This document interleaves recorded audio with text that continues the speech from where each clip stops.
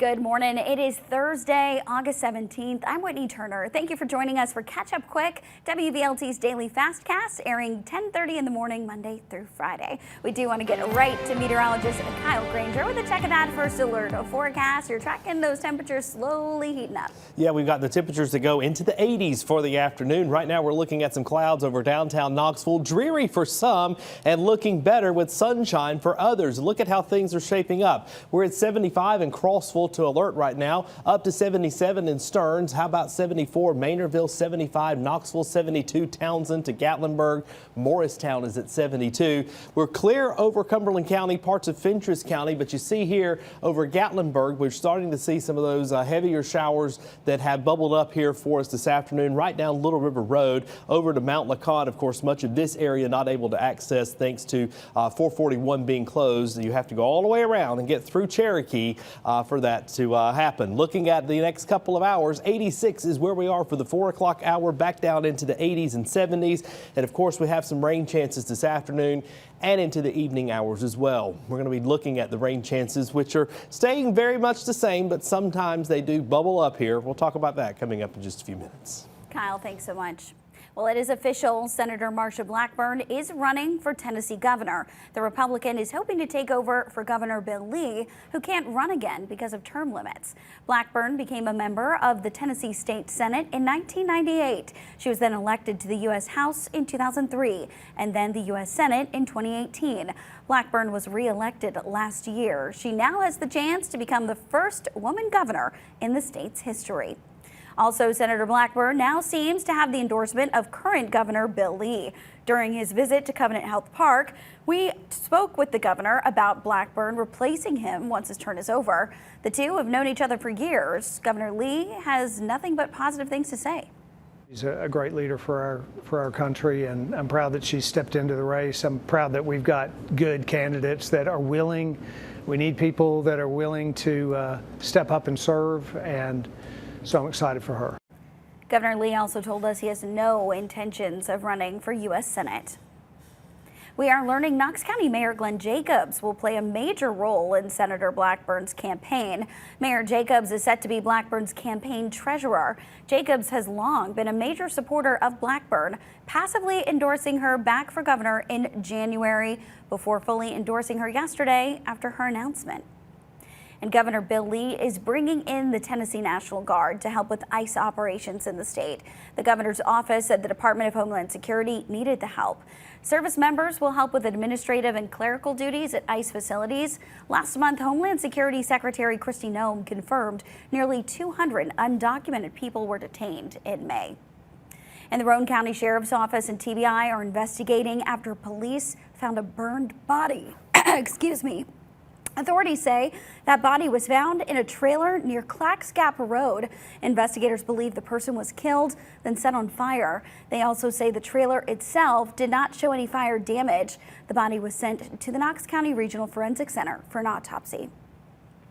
Well, a man is going to prison for trying to murder his ex-girlfriend in Knoxville last year. Javess Craig Meyer was convicted on attempted first-degree murder charges. He was found guilty of waiting for his ex at her home on Dandridge Avenue, firing 16 shots at her, hitting her multiple times with the gun as well. He then stole her car and drove away. She survived miraculously. Craig Meyer is set to be sentenced next month to a minimum of 31 years in prison. Today, the man at the center of a quadruple murder investigation in West Tennessee faced a judge. The state plans to seek the death penalty in the case. Austin Drummond was on the run for more than a week before he was finally arrested Tuesday morning. He's accused of shooting and killing 4 of his girlfriend's family members. A 7-month-old baby of the families was later found abandoned in a car seat in a stranger's yard. Drummond appeared before the judge in Lake County, Tennessee, where he was appointed an attorney. The judge held Drummond in jail without bond, and the district attorney for the state declared he will be seeking the death penalty for Drummond. Knoxville police are trying to find out who stole a puppy from a store on Kingston Pike. The whole thing was caught on camera. Take a look at your screen. It all happened yesterday at the puppy store on Kingston Pike. You can see a woman lifting the dog out of the crib and then simply walking out of the store. There she goes. A man follows her. Police say that puppy was worth $2,500. No word on who the man or woman are. We're going to keep you updated. If you have any information, please contact police. And it's the day a lot of parents have been looking forward to. Maybe not the kids. Today was the first day for Knox County schools. Our Aaron Rodgers spoke with Mayor Glenn Jacobs as students head back to class. Well, it is the first day of school here at Bonnie Kate Elementary, but for all Knox County students, they are headed back into the classrooms. And I'm actually joined with Mayor Jacobs this morning. I know for the whole county, lots of students headed back. I mean, what is it like to just watch all these kids getting ready for the school day? It's really exciting, to see the excitement on the faces of the young people, the parents as well, just to get off to a great school year. Very thankful for Superintendent Ryswick to be here, as well as School Board Member Christy to greet these young people on their first day of school. Now, Dr. Isaac was telling me they have a lot of teachers this year. They have very few vacancies. I mean, what does that tell you about Knox County and teachers wanting to work here? Dr. Ryswick and his team have done just an amazing job. You also look at the education metrics, things like math proficiency, literacy proficiency. Those are all going up, and that is a testament to the job that his team is doing, as well as all of our great teachers here in Knox County. So for people that are headed out the door this morning, whether they have kids, whether they don't, I mean, we've got a few reminders. Obviously, those school zones is something we've been talking about, too. Yeah, and thank you all for doing that. I'll remind everybody that school is back. The kids will be going back to school now. So if you're headed to work, give yourself a few extra minutes, because most likely you will come to a school zone. And it is very important that you slow down and be aware of what's happening there, because you have a lot of little people running around, and obviously their safety is paramount for everybody. So just give yourself a few extra minutes to get to work on time. And thank you for talking with us this morning, Mayor Jacobs. I really appreciate it. And thank you for joining us. But I mean, we're continuing to talk about the first day of school. Tons of kids are headed back today. Almost 60,000 across Knox County headed back into the classroom. So definitely a big day today. In Knox County, Aaron Rodgers, WVLT News. Your First Alert forecast with meteorologist Kyle Granger. Hope you had a great night's rest. We're starting off with our clouds. We've had some fog. Some of us seen some rain. And for the rest of the day today, we have opportunities to see all but the fog, if you will. Starting off with this picture, maybe you were sleeping, didn't get a chance to see the big moon over Knoxville in your neighborhood. I saw this driving in this morning. South Knoxville Clint captured the nice picture of the big full moon out there. Looking at 75 right now in Knoxville to 72 Gatlinburg. Good morning and afternoon to Crossville at 75. Kingston's at 70. Few raindrops have developed over the Smoky Mountains, parts of Sevier County. So areas like Jones Cove, English Mountain, you might see something in your neighborhood, but not quite as much over into parts of Pigeon Forge. Looking at your Thursday, up to 83 by the time all is said and done for the 3 o'clock hour, warming up just slightly more at 86 degrees. 78 is where we are for the 8 o'clock hour. Rain and storms with us. Looking at the clouds that will give way to mostly the partly sunny skies for the rest of the day today. That gives us enough energy to unstabilize the atmosphere to ring out a couple of storms by 12:30. Crossville up to Jamestown, parts of the Smoky Mountains. That continues 2:30 in the afternoon. Here's 4:30. Some of the heavier storms over the Gatlinburg area rolling down the mountains will increase some of the creeks and streams as we move forward over the coming hours, and then the evening hours things start to quiet down. Looking at 86 in Knoxville for the afternoon, Pigeon Forge as well. How about 85 for Morristown, Madisonville, Sweetwater, 86 for Kingston to Loudon, 82 Crossville to Jamestown, Wartburg 83 for Oneida, 84 Jellicoe to 85 Barberville. How about 85 Morristown, Newport, Hartford. By the way, rafting is going on today. Last trip rolls out at 4:30 when it's going to be sitting about 82 degrees. Your swimming forecast today, how about 80?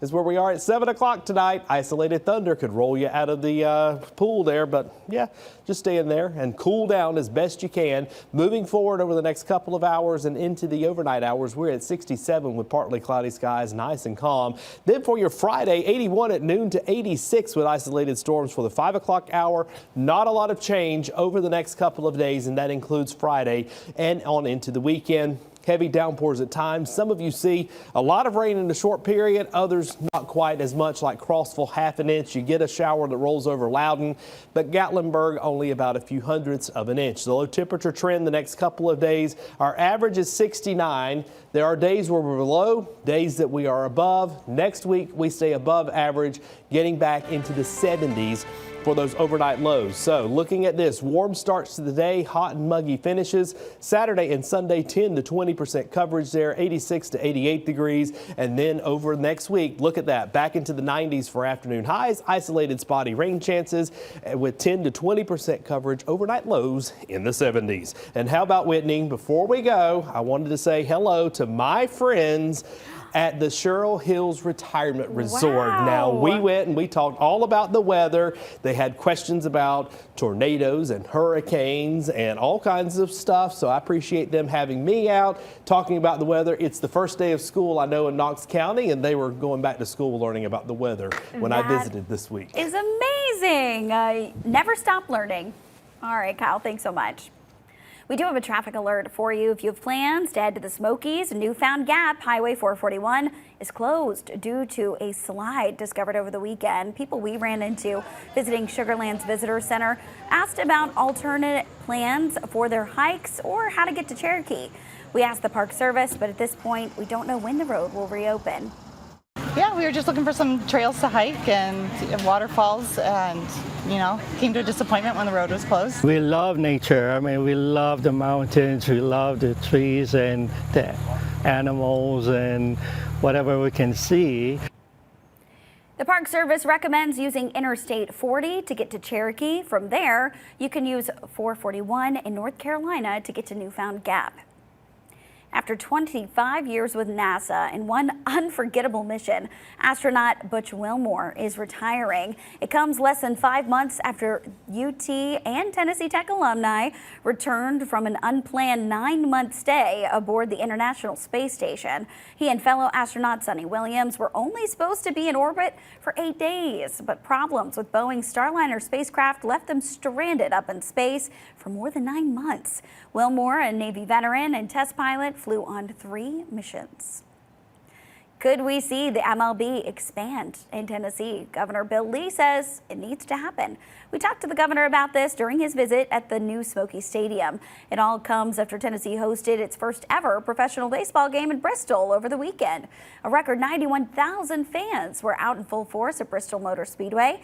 The governor says that turnout makes the Volunteer State a prime destination for a future Major League Baseball team. We have a long history. We have great minor league teams across the state. We need an MLB team in Tennessee. Really hopeful that that's coming. I think what they saw in Bristol was a state that is excited about baseball. The governor also said the new ballpark is part of what's to come in Tennessee. And we do have some breaking news just into the WVLT newsroom. Police say a motorcyclist in Greenville died in a crash last night around 9:30. That crash is still under investigation this morning. As we get more details, we'll let you know.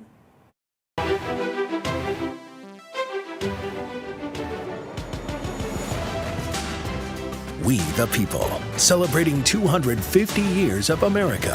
Sponsored by Garza Law Firm.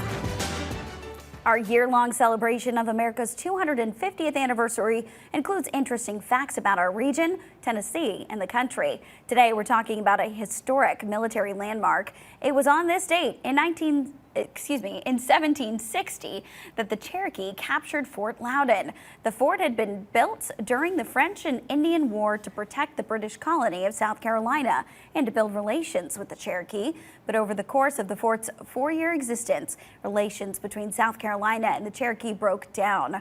After the surrender, Fort Loudon was never again used for military purposes.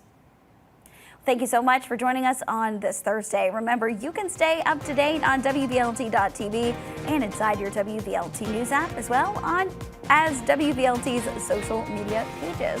Thanks for joining us. Have a great day.